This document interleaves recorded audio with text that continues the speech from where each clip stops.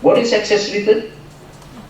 Excess return is basically the difference between any benefit received by the speculators minus any loss because of interest rate increase. Remember that, okay? Well, if you don't remember, let me remind you, and please look at again your note from last week, okay? So, remember the excess return. So, in other words, if the exchange rate depreciates because capital left the country, the excess return tends to become bigger. And what does that mean? It means if the excess return gets bigger, it's a good news for the speculators. So everyone wants to become speculators. Now, of course, I'm exaggerating the word speculators. What I meant is everyone wants to weaken the currency, because the weaker the rupiah, the bigger is the excess return, the bigger is the profit that they get.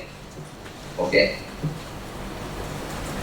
And imagine if that happens, then the country's financial sector will be highly vulnerable. Because according to the workhorse model, if the exchange rate depreciates, it will appreciate later on. Okay? But they neglect the role of the speculation here. And this is part of what we call financial friction. See, in general, the problem with macroeconomics, that's why some people, myself included actually, is almost saying that macroeconomics is dead. What we meant is the old macroeconomics. It's completely dead because it did not explain the role of speculation, for example, and the role of the financial friction. So the role of the speculators is essentially trying to defy the quote-unquote natural law in the workhorse macroeconomic models. Okay? And because they defy that, then the entire story of macroeconomics changed from story of disequilibrium to equilibrium to become story of disequilibrium leads to a crisis. And this phenomena is failed to be explained by the standard macroeconomics.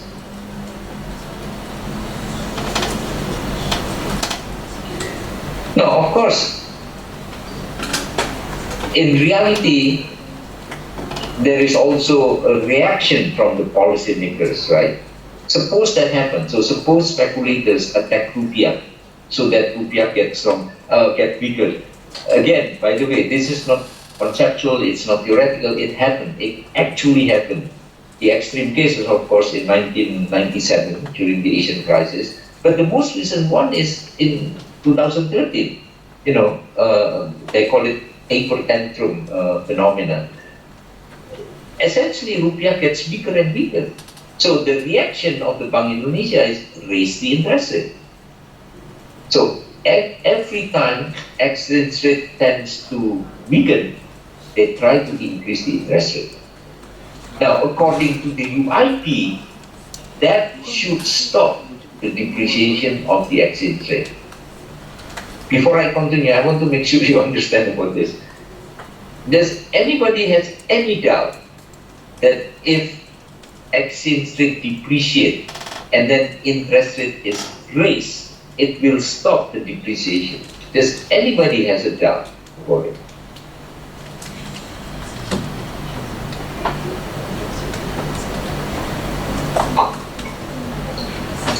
If you pay attention on the UIP, you should not have any doubt about it, because the UIP exactly showing you that if exchange rate depreciate and the interest rate is increased or raised by Bank Indonesia, then they will stop the depreciation of the exchange rate. Anyway, that is the workhorse model, and that is the standard UIP. And then I think I showed you last week, right? Cases in many countries about the working of UIP. And it turns out, what lesson we learned from that? It turns out that during the crisis, where the speculators were very active, UIP broke down. UIP does not work. Meaning what? Meaning even though Bank Indonesia continued to increase the interest rate, rupiah continued to weaken, which is completely contradictory with the UIP, with the standard UIP, right? So this is, this story that I'm telling you now is not in the textbook, because I'm sorry to say the textbook is still, to me, it's an old macroeconomics, even though Oliver Blanchard started to introduce new elements. But if we really want to understand, especially in emerging markets like Indonesia, this is really a significant story.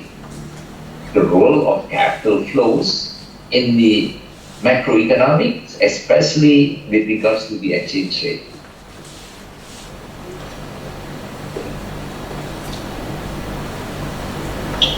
Now, of course, I think if you look at the course outline, there will be week, I forgot week number 1, where we are focusing, the topic is on financial crisis. So of course, there are more story than what I just told you. But for today, for now, I think it's enough for you. I'm just giving you an appetizer to introduce to you why macroeconomic story of equilibrium can lead to a crisis. Okay, but the story what happened during the crisis and so what, you have to wait for a few more weeks. Just look at the course outline, I think. Let me check, I have it in front of me. Oh, it's in week 10. Week 10 and week 11. Okay. Yeah, so I will explain in greater details about, what's going on during the crisis. But for today, it's enough for you to understand how come, according to the macroeconomic theory, how come a crisis was not able to be explained. And now you know how to explain that just through the role of the capital flows. So this is the reasons why capital flows as one of the important variables in an open economy, okay, can be considered as the source of the financial crisis. And this is also the reasons why some countries continue to resist liberalizing the financial sector, especially the capital account sector. I'm sure the TA already explained to you that in balance of payment there are two accounts, current account and capital account, right? So if we are talking about financial liberalization in the balance of payment, basically we are talking about the capital account liberalization. And one of the most important components in the capital account is capital flows, capital from abroad, okay? So that is the story about capital flows. And coming back to, yes, yes, please. I heard someone question. Yes, just one question. So, looking at the side from capital outflow, we know that the story of equilibrium and disequilibrium leads to crisis instead of more equilibrium. Yes. But that's from the capital outflow side. Is there a story taking from the capital inflow side? I mean, more capital inflow, will there be possible crisis? Thank you. Very good question. Very good question. Okay. Now, anything that comes in will eventually comes out. Do you agree with me on that? Right? Now, I know you, this is an excellent question. I like that question. Unfortunately, I cannot explain in greater detail until week 10 and week 11, right? Because that's where we are talking about crisis. But let me answer, give you some hints, okay? When there is a massive capital inflows, there are two types of inflows. One is what they call FDI, foreign direct investment. The second is called the portfolio investment. Okay, so there are two types. If it is FDI, example of FDI, for example, the Japanese investors decided to open car manufacturing in Indonesia. That's an FDI.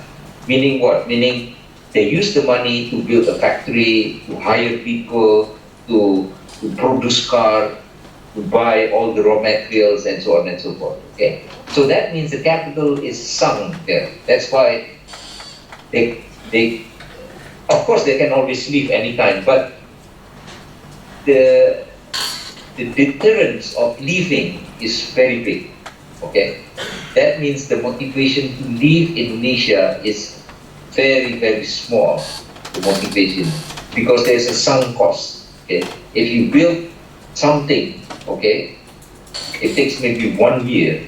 You don't want to leave after 2 years. You want to stay longer. Okay, that is FDI.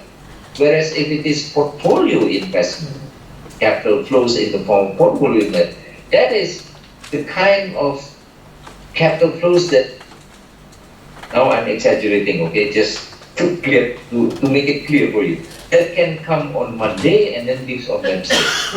Of course, that's not true. Okay, maybe coming on Monday but leaves next week. Okay, but I'm trying to give you sort of understanding that these type of capital flows, which is called the portfolio flows, it's very destabilizing. Okay, can come up super high in 1 week or in couple of days, but then it come out also super high, very destabilizing. Okay. Now, your question is highly relevant for the second one. Okay, so why? Because we are talking about exchange rate. Remember, today's topic is exchange rate, so we are not talking about anything else. Of course, capital inflows have many impact. For example, if we are talking about the example I gave you earlier about the Japanese investment open a car factory, there's a lot of impact, not only on exchange rate, impact on employment because they hire people, growth, and so on and so forth. But the question that is related to exchange rate is more on the portfolio, which is the second part. Okay.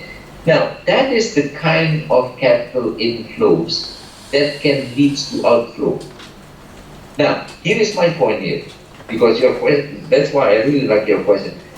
If, let's say, there is an unexpectedly super high amount of capital inflow, let me ask you, is the possibility of super high capital outflows is also high, is also there? The answer is yes, right? Because this is not the kind of capital flows that stay and take the form of the factory. This is the kind of, one example is capital inflows going to the stock market. You know what happened in stock market. You can buy share today. If you don't like, tomorrow you can sell it, right? So that is the nature of the financial market, basically, and that is the dangerous one. So the answer to your question is yes.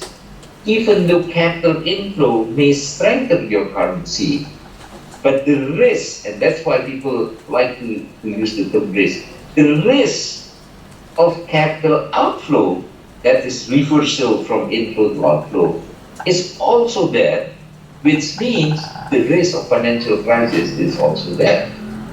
Okay, this is the reasons why some country had some initiative. Why don't we impose a rule or regulation which says that if your capital stay, let's say, less than 1 year, which is relatively short period, you have to pay tax. I don't know if you heard the term Tobin tax. This is the name of James Tobin. James Tobin was the Nobel Prize winner in economics. Many years ago, he introduced the concept of Tobin tax, which is essentially you have to tax the capital inflows of the second category, not the FDI, okay, the portfolio capital flows. But if the capital stay more than 3 years, for example, then the tax is reduced. If the capital stay more than 5 years, then you don't pay tax. This is just an example of the initiative of some government in order to prevent the short-term capital flows, because the probability of short-term capital inflows to become capital outflow is very high. Is that clear? Do I answer your question? Again, the detail, you have to wait until Big 10 and Big 11. Yes, it's crystal clear.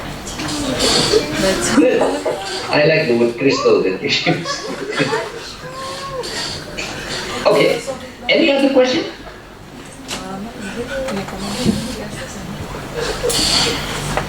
Alright, let's continue now. So, we are in the concept of impossible trinity. Of course, you know why they call it trinity, because it's a triangle basically, right? And the word impossible means you cannot have all three simultaneously. You cannot have all three together at the same time. You have to sacrifice one of them. Okay. Now, that leads to the questions of what types of exchange rate regime that is most suitable for you. Okay.